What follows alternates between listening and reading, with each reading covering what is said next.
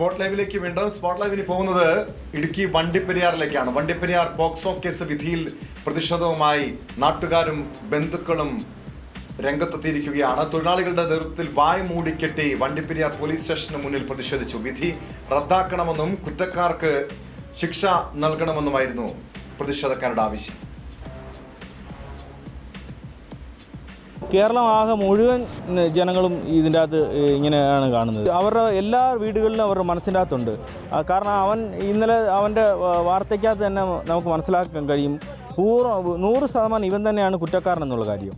ഇതിനകത്ത് അന്നത്തെ ദിവസങ്ങളിൽ 4 ദിവസം കഴിഞ്ഞാണ് പ്രതി നമുക്ക് അറസ്റ്റിൽ ആയി കിട്ടുന്നത്. 4 ദിവസത്തിനുള്ളിൽ അവൻ ഒരുപാട് തെളിവുകൾ അവിടെ നശിപ്പിച്ചിട്ടുണ്ടായിരുന്നു. അപ്പോൾ അതിന് ശേഷമാണ് നമുക്ക് ഇതിൻ്റെ അകത്ത് അവൻ പ്രതിയെ അറസ്റ്റ് ചെയ്ത് അവൻ പറഞ്ഞതിന് ശേഷമാണ് അവൻ ഇങ്ങനെയാണ് ചെയ്തതെന്നുള്ള കാര്യങ്ങൾ ഓഡിയോ റെക്കോർഡ് വരെ ഇവിടെ പോലീസുകാരുടെ കയ്യിലുണ്ട്. വാർത്തയുടെ വിശദാംശങ്ങളുമായി പ്രിൻസ് ചേരുന്നുണ്ട് നെടുങ്കണ്ടത്ത് നിന്ന്, വണ്ടിപ്പെരിയാറിൽ നിന്ന്. പ്രിൻസ്, ഈ വണ്ടിപ്പെരിയാറിൽ പോക്സോ കേസിൽ പ്രതിയെ കുറ്റക്കാരനിൽ നിന്ന് കോടതി വിധിച്ചതിന് പിന്നാലെ വലിയ രീതിയിലുള്ള പ്രതിഷേധം പൊതുസമൂഹത്തിൽ നിന്നും ഉയരുന്നുണ്ട്. വിവിധ രാഷ്ട്രീയ കക്ഷികളും പ്രതിഷേധവുമായി രംഗത്തെത്തുന്നുണ്ട്. ഇതിന് ഈ കേസില് തിരിച്ചടി കിട്ടാൻ ചില രാഷ്ട്രീയ ഇടപെടലടക്കം ഉണ്ടായി എന്ന ആരോപണങ്ങളൊക്കെ ഉയർന്നു വന്ന പശ്ചാത്തലത്തിലാണ് നാട്ടുകാരും ബന്ധുക്കളും അടക്കം ഇന്ന് വണ്ടിപ്പെരിയാർ പോലീസ് സ്റ്റേഷനിലേക്ക് പ്രതിഷേധ മാർച്ച് നടത്തിയത്. ഇപ്പോൾ പ്രതിഷേധം അവസാനിച്ചിട്ടുണ്ടോ? എന്താണ് ഇപ്പോൾ അവിടുത്തെ സാഹചര്യം?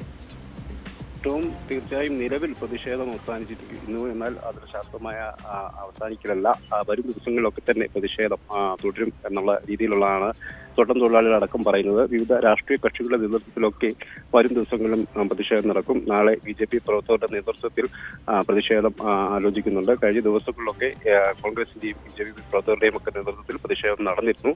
ഇതിന് പിന്നാലെയാണ് ഇന്ന് നാട്ടുകാരുടെ നേതൃത്വത്തിൽ, പ്രത്യേകിച്ചും തോട്ടം തൊഴിലാളികളായ സാധാരണക്കാരുടെ നേതൃത്വത്തിൽ ഇത്തരത്തിലൊരു സമരം ഈ വണ്ടിപ്പെരിയാർ പോലീസ് സ്റ്റേഷനിലേക്ക് നടന്നത്. പ്രത്യേകിച്ചും വണ്ടിപ്പെരിയാർ ചുരക്കുളം എസ്റ്റേറ്റിലെ തോട്ടം തൊഴിലാളികൾ ഉൾപ്പെടെയുള്ളവരാണ് പ്രതിഷേധവുമായി, പ്രത്യേകിച്ചും വായ മൂടി കെട്ടിക്കൊണ്ടുള്ള ഒരു പ്രതിഷേധവുമായി, വിധിയിൽ പ്രതിഷേധിച്ചുകൊണ്ടാണ് ഇവർ വായ മൂടി കെട്ടിയ ഒരു പ്രതിഷേധം നടത്തിയത്. അതിൽ പ്രതിഷേധവുമായി പോലീസ് സ്റ്റേഷനിലെത്തിയത്. പിന്നീട് ഇവരെ പോലീസ് സ്റ്റേഷന് മുൻപ് വെച്ച് തടയുകയും തിരികെ അയക്കുകയായിരുന്നു. എങ്കിലും ജനങ്ങൾ പറയുന്നു, ഉറച്ചു വിശ്വസിക്കുന്നു ഈ പ്രതി ഇയാൾ തന്നെയാണെന്ന്. അപ്പോൾ പോലീസിന്റെയും പ്രോസിക്യൂഷന്റെയും നിലപാട് ഇത് തന്നെയാണ്. പക്ഷേ വിധി പ്രതികൂലമായിരുന്നു. സംസ്ഥാനം മുഴുവൻ കാത്തിരുന്ന ഒരു വിധി പ്രതികൂലമായി ബാധിക്കുന്നു. ആലുവ കേസിന് സമാനമായൊരു വിധി ഉണ്ടാകുമെന്നായിരുന്നു നാട്ടുകാരും കുട്ടിയുടെ ബന്ധുക്കളും ഒക്കെ കരുതിയിരുന്നെങ്കിലും എല്ലാം അപ്രസക്തമായി തികച്ചും വ്യത്യസ്തമായ ഒരു വിധി ഉണ്ടായതോടെയാണ് ജനങ്ങൾ വലിയ ഒരു പ്രതിഷേധത്തിലേക്ക് ഉയർന്നത്. എന്താണ് ഈ കേസിൽ പോലീസിനും പ്രോസിക്യൂഷനും ഒക്കെ സംഭവിച്ചത് എന്നത് ഒക്കെ അടക്കമുള്ള ചോദ്യങ്ങൾ ഉയരുന്നുണ്ട്. ഈ വിഷയത്തിൽ മറ്റ് ഇടപെടലുകൾ ഉണ്ടായിട്ടുണ്ടോ? പ്രത്യേകിച്ചും ഈ കേസിൽ പ്രതിയെ സഹായിക്കുന്ന രീതിയിൽ മറ്റെന്തെങ്കിലും തരത്തിലുള്ള ഇടപെടലുകൾ ഉണ്ടായിട്ടുണ്ടോ? ബാഹ്യമായ എന്തെങ്കിലും സഹായം പ്രതിക്കും അയാളോടനുബന്ധിച്ച് നിൽക്കുന്ന ആളുകൾക്കും ലഭിച്ചിട്ടുണ്ടോ എന്നതടക്കമുള്ള ആരോപണങ്ങൾ വിവിധ കോണുകളിൽ നിന്ന് ഉയരുന്നുണ്ട്. പ്രത്യേകിച്ചും ഇത്തരത്തിലൊരു കേസ് നടത്താൻ ആവശ്യമായ സാമ്പത്തിക സഹായമടക്കം അല്ലെങ്കിൽ തെളിവുകൾ എന്തുകൊണ്ട് ഇത്തരത്തിലില്ലാതായി എന്നതടക്കമുള്ള ചോദ്യങ്ങൾ ഈ വിവിധ ഭാഗങ്ങളിൽ നിന്ന് കോണുകളിൽ നിന്ന് ഉയരുന്നു. പ്രത്യേകിച്ചും കേരളത്തിലെ പോലീസ് സംവിധാനത്തിനെതിരെ തന്നെ ഒരു വലിയ ചോദ്യചിഹ്നമായാണ് ഈ കേസിലെ വിധി ഉയർന്നത്. വ്യക്തമാണ്.